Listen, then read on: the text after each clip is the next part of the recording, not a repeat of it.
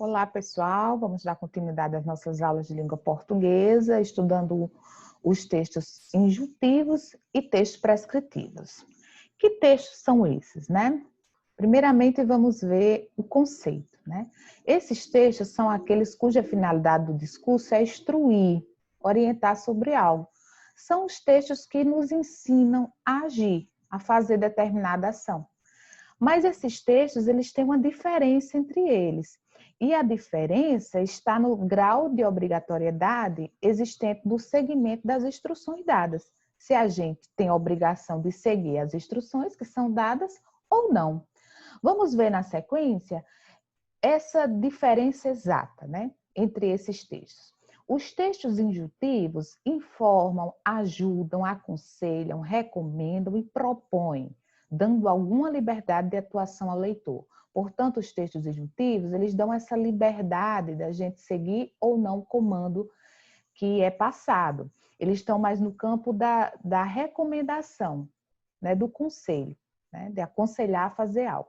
Já os textos prescritivos obrigam, exigem, ordenam e impõem que as determinações sejam cumpridas da forma que estão referidas, sem margem para alterações. Então, portanto, nos textos prescritivos, o leitor não deve desobedecer os comandos que são passados. Esse tipo de texto fica no campo da exigência, enquanto a injunção está no campo da orientação, da recomendação. Vamos entender essa diferença fazendo a leitura, né, de dois textos, um injuntivo e um prescritivo. Vamos iniciar fazendo a leitura de uma receita culinária, né, uma receita de empadas de liquidificador.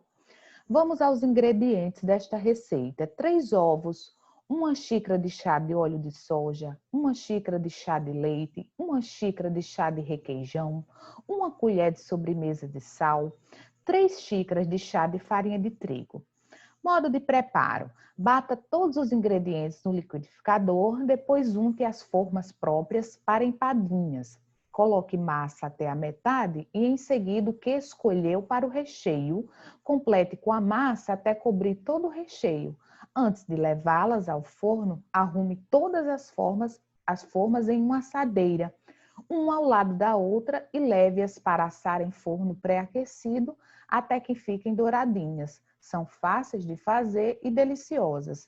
Use o que preferir para rechear a empada: frango desfiadinho, cubinhos de queijo, cubinhos de presunto, pedacinhos de palmito. Bem, estamos diante de uma receita culinária que nos ensina a fazer empadas de liquidificador, né? E vamos observar que o leitor, diante desta receita, não tem a obrigação de seguir todos os passos, né, o que está sendo orientado. O leitor pode ajustar o que está sendo passado. Por exemplo, no que diz respeito à farinha de trigo, este leitor pode aumentar a quantidade, se ele achar que a massa não está consistente, ou até mesmo reduzir a quantidade. Ele pode botar sal a gosto, né? Se ele achar que essa pitada de sal é insuficiente, ele pode aumentar a quantidade de sal, ele pode, enfim, aumentar a quantidade de requeijão.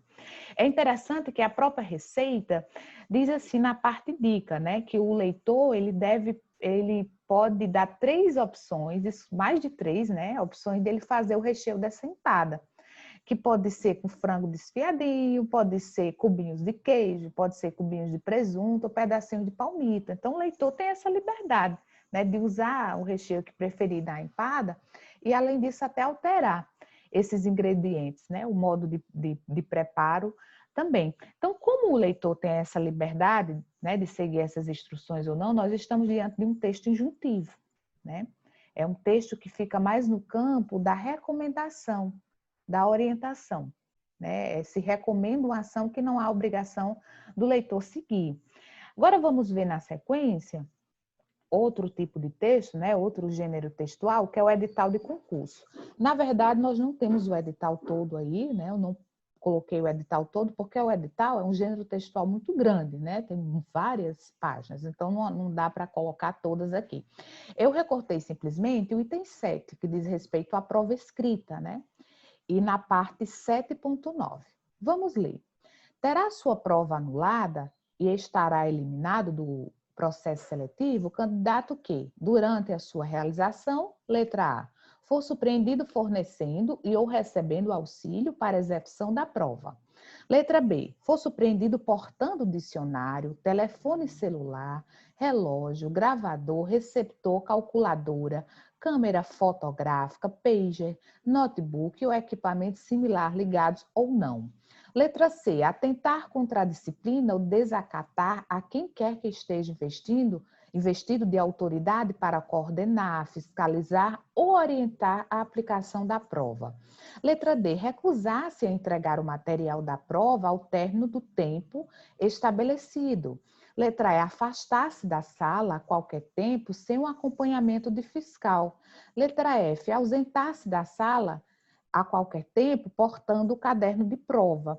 Letra G, descumprir as orientações contidas no caderno de prova. Letra H, perturbar de qualquer modo a ordem dos trabalhos.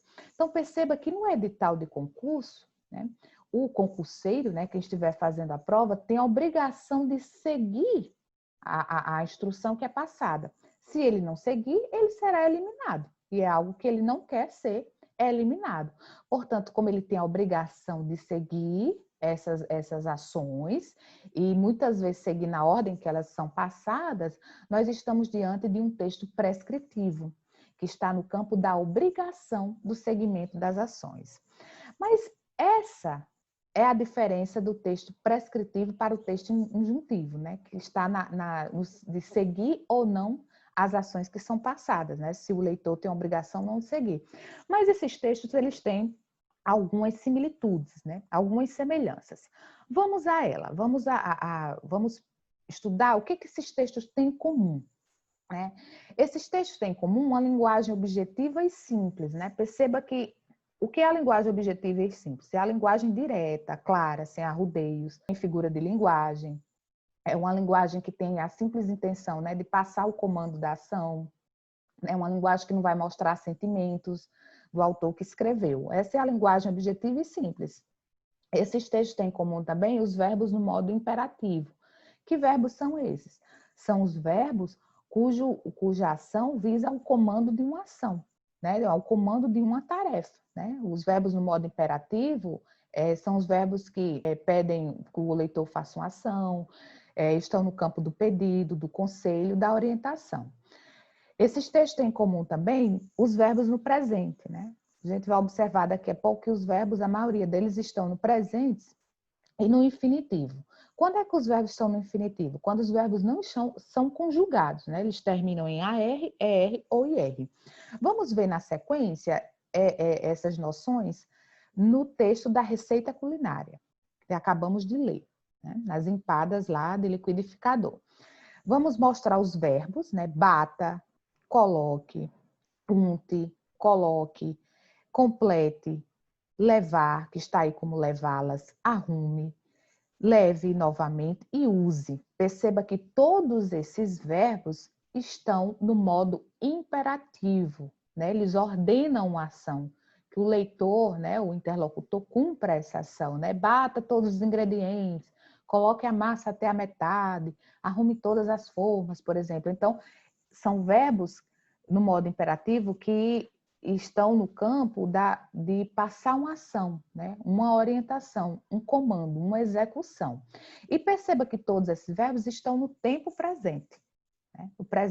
No presente, todos eles, né? Porque o leitor vai usar essa receita na ocasião em que for fazê-la. Então, ele está com a receita ao lado e fazendo as empadas, né? No momento presente, ele vai executando essas ações. Por isso que elas estão no presente.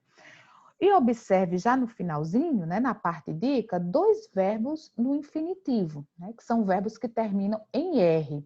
O preferir, que termina em IR, e o rechear, que termina em AR. São verbos que não estão conjugados, né, que também geralmente aparecem nos textos injuntivos e nos textos prescritivos. E vamos agora ter atenção com a linguagem, né? Perceba que o texto injuntivo e o texto prescritivo, eles têm uma linguagem simples, direta, né? Perceba que é um conjunto de ações para ser executada, né? De forma clara. Não pode ter arrodeio, não pode ter metáfora, né? não pode ter sentimentos, porque senão atrapalha o leitor, né? Se quer, com um texto desse, que o leitor cumpra as ações. Então, vai ter um conjunto de ações, uma sequência de ações que é passada de forma clara, simples, sem arrudeio. Isso é a linguagem objetiva, né, direta, que é uma linguagem direta, uma linguagem simples, certo? Vamos ver na sequência que gêneros textuais, né, podemos classificar como textos injuntivos, né, que fazem parte da injunção. São os folhetos explicativos, né, que vão explicar sobre algo, sobre algum evento, né, algo que vai acontecer. As receitas culinárias, que acabamos de ver. Guias de cidade, né, a gente pega um guia de uma cidade que mostra como se locomover naquela cidade, né, que mostra onde estão os locais daquela cidade, onde estão as praças, onde estão as instituições. Manuais de instrução, quando a gente compra um celular, por exemplo, que vem com o manual de instrução, a gente deve seguir, né, o comando daquele manual, né, que ensina como usar aquele celular. Mensagens nos livros de autoajuda, né, esses são alguns exemplos de textos injuntivos. Vamos ver agora alguns gêneros textuais que fazem parte da prescrição, ou seja, dos textos prescritivos. Artigos da Constituição e as leis de modo geral são exemplos. Porque a gente tem a obrigação de seguir uma lei, né? Se a gente não seguir, a gente é punido, certo? Então, por isso que as leis e a Constituição estão no campo da prescrição. As regras da gramática, a gente tem a obrigação de seguir, né? As cláusulas regidas mediante o contrato, se a gente faz um contrato e não segue as cláusulas que estão lá, nós seremos punidos por isso, né? As instruções contidas nos editais de concurso públicos, acabamos de ver um exemplo. As regras de trânsito, nós temos a obrigação de seguir, e as regras de jogo.